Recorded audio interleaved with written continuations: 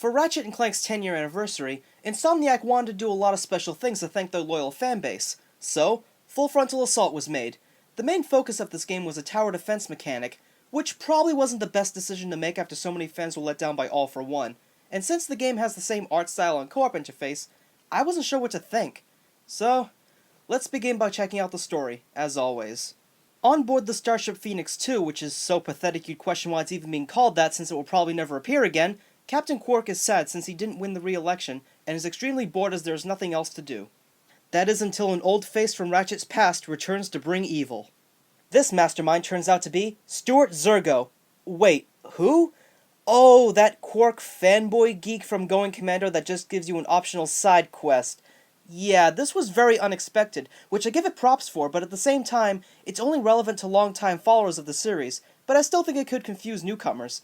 Maybe this is why their HD release was made alongside it, but I shouldn't be so negative about it. After all, he's voiced by Richard Horvitz, and he does a really great job with the character. Zergo's personality is like that of an annoying internet troll, and this lends itself to a handful of good jokes. There are very few cutscenes, and they all run for a total amount of about 9 minutes, so the overall experience is very short.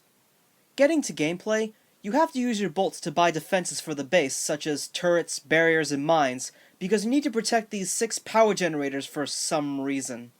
There is co-op, and the 3 main characters you can play as are Ratchet, Clank, and Quark, while the enemies just sort of assault the base whenever they feel like it, sometimes at your inconvenience. There are no weapon vendors, but instead you come across these node things that make you do this little mini-game and then give you a selection between one of 2 or 3 weapons. Once you make a selection, you won't receive the other weapons unless you visit a separate node. This only works as a strategy mechanic, but I could easily do without it.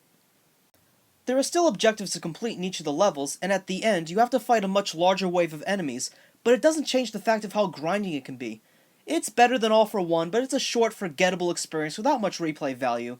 I mean, there's multiplayer, but I really couldn't see myself putting a lot of hours into it.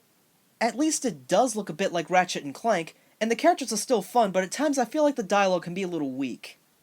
Once again, the voice acting is still good, but I do question a few direction choices. For example, the Starship Phoenix AI talks like a laid-back surfer dude.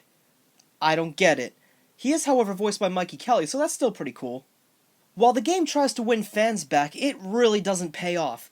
That's not to say it doesn't have its fans, because I'm sure it does. I just don't think it's a game that most people will ever go back to. So if you love the franchise like I do, then I'll say it's probably worth some time, but to everyone else, I'd say it's a definite pass. You know what this calls for?